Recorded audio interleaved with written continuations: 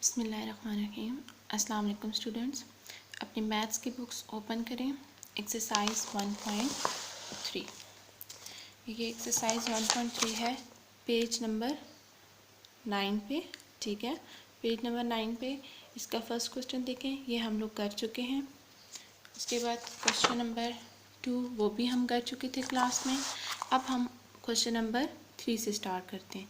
तो question number 3 हमें क्या कहता है? क्वेश्चन नंबर 3 में हमें कहते हैं if you equals to A B C to I, X equals to A C E G I, Y equals to A E I and z equals to a g h, then find x complement, y complement, z complement and u complement। ये हमने find करना है। Okay, अब इसके solution पे देखते हैं। X complement, complement हमारे पास क्या होता है कि यूनिवर्सल सेट का उस सेट से डिफरेंस लेते हैं तो वो हमारे पास क्या बन जाता है, उसका कॉम्प्लीमेंट। तो जब हमें फाइंड करने को कहा गया है एक्स कॉम्प्लीमेंट, तो हम क्या करेंगे, X complement equals to U minus X, यानी कि यूनिवर्सल सेट यू का और एक्स का क्या ले लेंगे, हम डिफरेंस ले लेंगे। ठीक है, डिफरेंस लेने के लिए हम क्या करेंगे, यूनिवर्सल सेट हमने लिखा माइनस और सेट एक्स। ठीक है, अब हमने वो एलिमेंट्स देखने हैं जो यू में तो मौजूद हों, यानी कि फर्स्ट सेट में मौजूद हों लेकिन सेकंड सेट पे मौजूद ना हो। ठीक है, तो देखते हैं ए से स्टार्ट करते हैं। ए हमारे पास यू में मौजूद है, और अगर हम एक्स में देखते हैं तो ये एक्स में भी मौजूद है, तो क्या ये आंसर में आएगा? नहीं। ठीक है, तो ए हमारे पास आंसर में नहीं आएगा।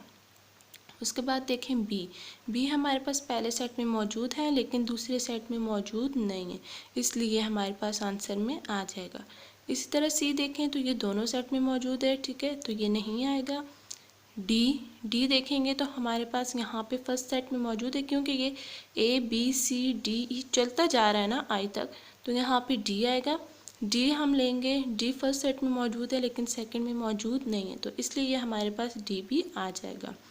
इसी तरह फिर ई देखें, ई इधर भी मौजूद है और इधर भी मौजूद होगा तो वो नहीं आएगा। एफ़ देखें तो एफ़ हमारे पास फर्स्ट सेट में मौजूद होगा लेकिन सेकंड में नहीं, तो वो आ जाएगा। जी देखें, इसके बाद जी हमारे पास दोनों में है तो वो नहीं आएगा। उसके बाद एच हमारे पास फर्स्ट सेट में होगा लेकिन सेकंड में नहीं है, तो इसलिए वो हमारे पास आ जाएगा। और आई फिर दोनों में मौजूद है तो वो नहीं आएगा। इस तरह हमारे पास आंसर इसका बना B D F and H. ठीक है, तो ये हमारे पास एक्स कॉम्प्लीमेंट का आंसर है। नेक्स्ट देखते हैं वाई कॉम्प्लीमेंट। वाई कॉम्प्लीमेंट देखें तो वाई कॉम्प्लीमेंट को हमने कैसे लिख लिया, u माइनस वाई। ठीक है, यूनिवर्सल सेट u में से y को अगर हम माइनस करते हैं या उन दोनों का डिफरेंस लेते हैं तो वो हमारे पास क्या आ जाएगा, वाई कॉम्प्लीमेंट। u की वैल्यू माइनस और सेट y की वैल्यूज़ देखनी। अब हमने देखना है कि वो एलिमेंट्स जो सेट u में तो मौजूद हों लेकिन सेट y में मौजूद ना हों। ठीक है, ए दोनों में है, नहीं आएगा। बी हमारे पास इधर मौजूद है लेकिन सेकंड सेट में नहीं है, तो वो आ जाएगा। इसी तरह सी डी, ठीक है, कि दोनों सी और डी दोनों फर्स्ट सेट में मौजूद हैं लेकिन सेकंड में मौजूद नहीं है, वो दोनों आ जाएंगे।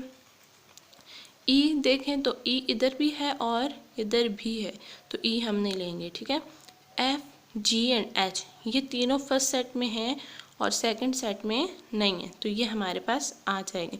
और फिर लास्ट में आई दोनों सेट में है तो हम आई को नहीं लेंगे। तो इस तरह हमारे पास वाई कॉम्प्लीमेंट का आंसर बन गया B C D F G and H. ठीक है, तो इन एलिमेंट्स को हमने कॉमर्स के साथ लिखना है, तो ये हमारे पास वाई कॉम्प्लीमेंट का आंसर आ जाएगा। इसी तरह नेक्स्ट क्वेश्चन जी कॉम्प्लीमेंट है, ये आप लोग खुद ट्राई करें। ठीक है, बहुत ईजी है। आगे आते हैं यू कॉम्प्लीमेंट में। यू कॉम्प्लीमेंट में देखें तो क्या है, अगर यू कॉम्प्लीमेंट है तो हम यू माइनस किसको करेंगे, यू को ही करेंगे। ठीक है, तो यू माइनस यू करेंगे तो यहाँ पे यू की वैल्यू माइनस और यू की वैल्यू, तो आप देखें आपके जो इस यू में वैल्यूज़ हैं वो सारी इस यू में मौजूद होंगी, इसलिए जो आंसर आएगा वो हमारे पास नल सेट। अब हम चलते हैं अपने नेक्स्ट क्वेश्चन की तरफ। Question number 4, if you equals to 1 2 3 up to so on 20 तक, a equals to 1 3 5 19, b equals to 2 4 6 to 20, then prove that b complement equals to a complement equals to b, A difference B equals to A and B difference A equals to B.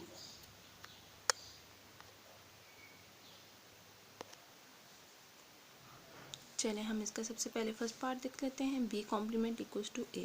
B complement equals to A prove करने के लिए हम क्या करेंगे, सबसे पहले इसकी left hand side ले लेते हैं। ठीक है, लेफ्ट हैंड साइड पे हमने देखा है क्या है हमारे पास B कॉम्प्लीमेंट।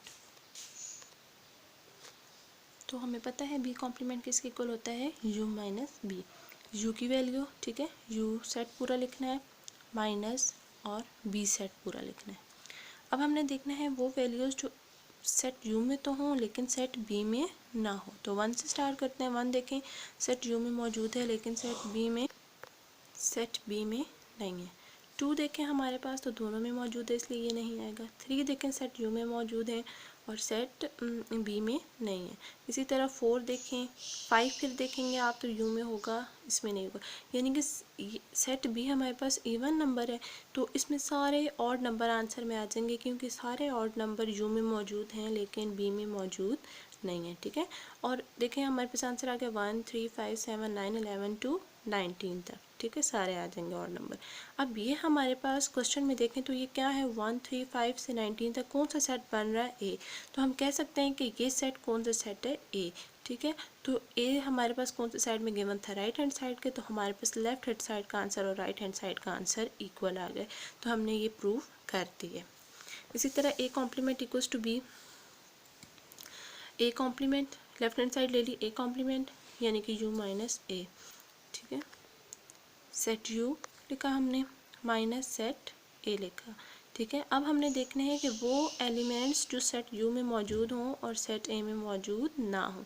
तो 1 से स्टार्ट करें, 1 दोनों में है। 2 देखें, 2 हमारे पास U में है, A में नहीं है, वो आ जाएगा। 3 फिर दोनों में होगा, 4 फिर U में होगा और 5 में नहीं होगा। तो सारे हमारे पास कौन से आ जाएंगे, इवन नंबर, क्योंकि सेट A हमारे पास ऑड नंबर है। ठीक है, तो सारे इवन नंबर्स आ जाएंगे। अब क्वेश्चन में देखें तो जो इवन नंबर का सेट था और उसको उन्होंने कहा है कि वो सेट B है।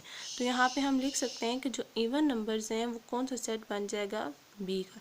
तो हमारे पास लेफ्ट हैंड साइड और राइट हैंड साइड के आगे इक्वल आ गए दोनों। नेक्स्ट पार्ट है हमारे पास A difference B। A difference B किसके इक्वल आना चाहिए, हमारे पास A के इक्वल। हम A डिफरेंस B फाइंड करते हैं तो A माइनस B लिखेंगे। ठीक है, डिफरेंस का मतलब होता है माइनस। तो हमारे पास क्या आ जाएगा, set A minus set B। अब हमने वो एलिमेंट्स लिखने हैं जो A में मौजूद हों और B में मौजूद ना हो। तो 1 से स्टार्ट करें, 1 B में है, नहीं है। 3 B में है, नहीं है। 5 B में है, नहीं है। 9 B में है, नहीं है। ठीक है, तो 19 तक। तो हमारे पास सारे एलिमेंट्स के आ जाएंगे 1 3 5 9 से 19 तक, यानी कि सेट A ही दोबारा। हमने सेट B को नहीं देखना, हम ये नहीं कह सकते कि 2 B में मौजूद है और A में नहीं है तो हम 2 B लिखेंगे, ऐसे नहीं करना। सिर्फ हमने पहले सेट को, यहाँ पे पहले सेट A है तो हमने पहले सेट को देखना है। पहले सेट में जो एलिमेंट्स हमारे पास हों और दूसरे सेट में ना हो, कॉम्प्लीमेंट या डिफरेंस में, वही रिजल्ट में आते हैं। ठीक है, 1 3 5 9 19 तक हमारे पास कौन सा सेट दिया गया था, A। तो हमने प्रूव कर दिया कि लेफ्ट हैंड साइड और राइट हैंड साइड हमारे पास क्या है, इक्वल आ गया। नेक्स्ट हमारे पास पार्ट 4 है।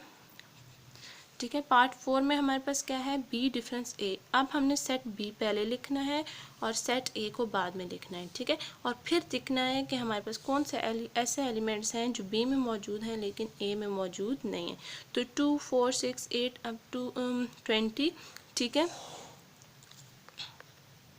ये 20 तक सारे एलिमेंट्स जो है ना उधर मौजूद नहीं है क्योंकि वो हमारे पास ऑड नंबर का सेट हो गया, हमारे पास इवन नंबर का सेट है।